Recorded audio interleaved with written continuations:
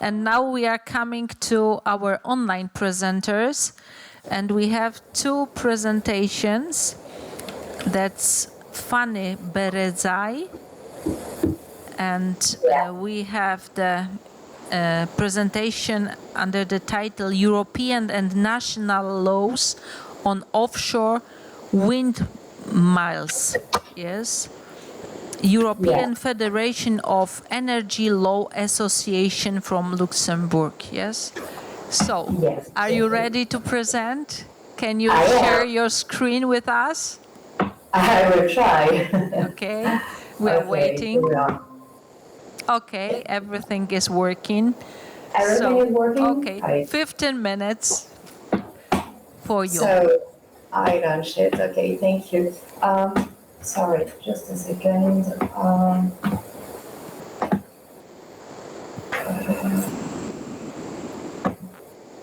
Can you hear me? Perfectly fine. Okay, great. Thank you very much. So, well, thank you for having me, and I am so glad that the previous presentation was about safety of offshore wind workers, since I am now going to talk to you about the role and regulation of offshore wind energy in Europe's energy sovereignty and climate action. When I'm talking about Europe, I'm in European Union. So, in a context marked by the energy transition, the increasing digitalization of economies, and geopolitical uncertainties, demand for electricity continues to rise. In the first quarter of 2025, the EU consumed 1,313 terawatt-hours of electricity, which is a 2.2% increase compared to 2024. 5 out of the first 6 months of 2025 saw higher demand than the same months last year. Concomitantly with this rising demand, the EU must decarbonize its industry. And if the EU is a global leader of decarbonization, thanks in particular to its European Green Deal and European climate law, yet it is a net importer of energy supply and critical mineral, and was until recently dependent on Russia in this regard. The energy crisis following Russia's invasion of Ukraine has underscored the risk stemming from over-reliance on a dominant foreign fossil fuel supplier and has demonstrated the importance of wind and renewable energy sources. The EU must gain today its energy independence, and offshore wind energy is one of the many leverages and most important ones. The EU currently has the largest maritime area in the world and is uniquely positioned to develop offshore renewable energy, thanks to the diversity and complementarity of its 5 sea basins. The EU now aims to reach 60 gigawatts of installed offshore wind capacity by 2030. But today, there is only 21 gigawatts, only 1 gigawatts of offshore wind capacity that are already operational. The Global Offshore Wind Alliance estimates that globally 22 countries, including 15 in Europe, have already set offshore wind power targets for 2030. This could increase global production capacity from the current 83 gigawatts to 263 gigawatts in the best case scenario. To put this into perspective, 1 gigawatt roughly corresponds to the electricity consumption of about 1 million households. So offshore wind could thus help supply decarbonized electricity to up to 263 million households worldwide. The EU, to achieve the different targets that have already been set, so to 2030 target, 2040 hypothetical 2040 target, and 2050 climate neutrality target, well, the EU designs, therefore, a comprehensive regulation framework to foster the decarbonization of its industry. In 2025, the Commission's EU-wide assessment of the national energy and climate plans shows that the EU is currently on course to reduce net GHG emissions by around 54% by 2030 compared to 1990 levels, but only if member states implement fully existing and planned national measures and EU policies. Results of the EU policies decarbonization-wise start to show. While the cost of wind power has dramatically reduced over the past decade, wind power in the EU has increasingly contributed to the electricity generation. Wind power started, for example, the summer 2025 very strongly, with the highest ever generation for the months of May and June. To fully grasp the dynamics at play, it is essential to first examine the key difficulties encountered in the policy's rollout. Following this, we will explore the solutions proposed by the European Union and its members to address these obstacles before examining the current applicable regulatory framework governing offshore wind development in the EU, which has been designed to tackle the aforementioned difficulties. So, first of all, what difficulties does the offshore wind energy policy implementation face? Well, Europe has bold ambitions for offshore wind. In many ways, it is ideally suited. There is an abundance of shallow sea available with very good wind resources, particularly in the North and Baltic seas, and Europe has long been the global leader in offshore wind development. But the time needed to establish political framework for offshore wind, upgrade electricity grids to connect projects, and develop local supply chains makes the development of the European offshore wind industry a significant challenge. Experts today have identified many of them, such as an excessive permitting and administrative delays, because while offshore wind farms take generally longer to build than onshore projects due to their bigger size. In addition, permitting processes remain slow in most EU countries, except Germany. Mainly, but not restricted to, due to poor implementation of EU rules. According to the EU Commission, obtaining a permit can take up to 9 years for wind projects, whether onshore or offshore. A second problem is related to workforce and skill gaps, which was mentioned in the previous presentation, because there is a shortage of skilled labor. An estimated 100,000 additional jobs will be needed in the wind sector by 2030. But the EU lacks organized training programs for skilled workers, so this is a problem. A third problem would regard the supply chain and raw material constraints. There is an uncertain demand for wind turbines within the EU. There is a dependence on raw material imports because Europe relies on third countries, especially China, for critical materials. And there is a price volatility and inflation, which further complicate supply chain stability. A fourth problem regards auction design and market issues. Poorly designed national auctions in several countries lead to unreliable or absent planning and to important delays. This lack of visibility on schedules and flow support discourages investments.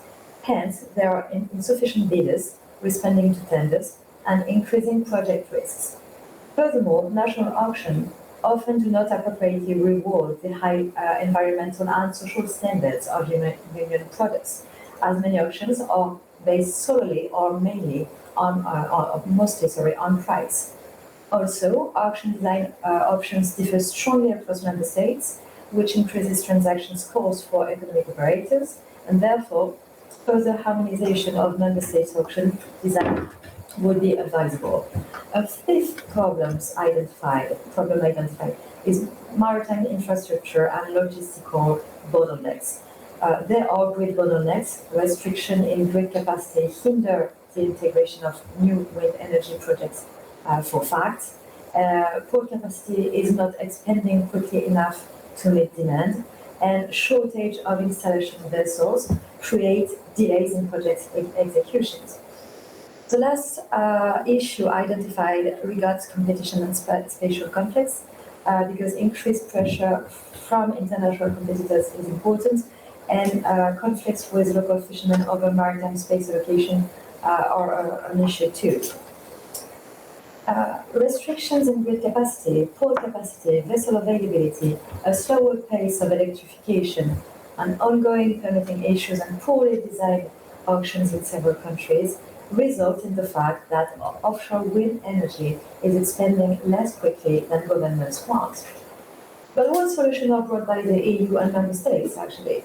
Well, the responses to these challenges today are not only legislative, but rather structural and technical. They require greater coordination between member states and markets, and at the European level, the Commission has deployed a toolbox in recent years, composed mainly of the following key elements: wind action, energy action plan, RED III directive, the NZIA regulation, and the Clean Industrial State Aid Framework, all designed to address the obstacle encountered. The European Union aims to structure its response through 6 main pillars, which are on the screen. So the first one is about acceleration of deployment through increased... There are 5 minutes left. Well, I'm doing my best, but first point. Second one is improved auction design. 3, access to finance. 4, creating a fair and competitive international environment. 5th, skills. And 6, an industrial engagement and member states' commitments. But specifically for offshore wind, the European Commission seeks to also ensure integrating maritime spatial planning, strengthen the resilience of infrastructure, support research and innovation, and then develop supply chain and skills. Consequently, the EU has established a regulatory framework in recent years. What are the details of this framework? Is it completed? And finally, is it efficient? So, the energy policy must observe at all times precautionary principle, which is in the TFEU, and the energy policy is a shared competence between the EU member states and the EU, which means that the EU and member states are able to legislate and adopt legally binding acts, but member states only exercise their own competence where the EU does not. Today, the framework is fairly fragmented. We will see that there are half of them which are binding and half of them which are non-binding. So it started in 2014 with a directive on maritime spatial planning. Then later on, in 2018, the second directive on the promotion of the use of energy from renewable sources, which will be revised later in the time. In 2020, the EU strategy to harness the potential of offshore renewable energy for a climate-neutral future has been issued. 2021, we have a first regulation establishing a technical support instrument, which allows the acceleration of the granting of permits in the energy sectors, and 6 member states have already benefited from this instrument to support acceleration. In 2022, the EU has revised the Trans-European Energy Networks rules. In 2022, so same year, December, another regulation has arrived, which was very important because it was actually an emergency regulation on permitting procedures, which simplified and shortened this procedure for renewable energies, including repowering and grids. And this regulation was initially valid for only 18 months, but was extended until the 30th of June 2025. So today it's not applicable, but it has been extended. In 2023, then, the EU revised maritime security strategy was issued. Same year, later on in the year of 2023, the revised Renewable Energy Directive RED III arrived. And this renewable energy is very important because it is actually the EU's primary permanent instrument for promoting renewable energy. There are differences between the RED II and RED III directive regarding targets. So 32% of the EU's gross final energy consumption should come from renewables by 2030 if we stand with RED II directive. The RED III directive sets a minimum of 42.5%. Sorry for disturbing, but we really don't have a lot of time. So please just come to conclusions because, yes, I know that there are many details. Maybe something that you think is most important as the conclusion. Yes, thank you very much for your presentation. Could you just sum up? I try to. Okay, so in 2023 and 2024 and 2025, all the major regulations have been issued by the EU. In conclusion, just a little thing too. There are still some regulations to come. So this year, December 3 and December 10, we will have 3 major texts who will be issued by the European Commission. And at the same time, all those regulations have to be to deal with European other directives, environmental one on birds, habitats, and water. In conclusion, where the EU does not plan any additional binding text, and because the energy policy is a shared competency, governments of member states must also prioritize the electrification of industry, etc., etc. Overall, at a time when the industry is facing cost inflation, supply chain pressures and permitting delays without clear targets, investment slows, supply chains lose momentum, and countries risk falling behind in the global race towards clean, secure, and affordable energy. As we mentioned in our introduction, the first important and positive results have shown this year, but there is still a long way to go to achieve the EU decarbonization targets, and industry actors keep bringing up the difficulties we listed earlier. Direct effects from the implementation of the EU toolbox will only start to show in a few years. Thank you for your attention. Thank you very much for presentation.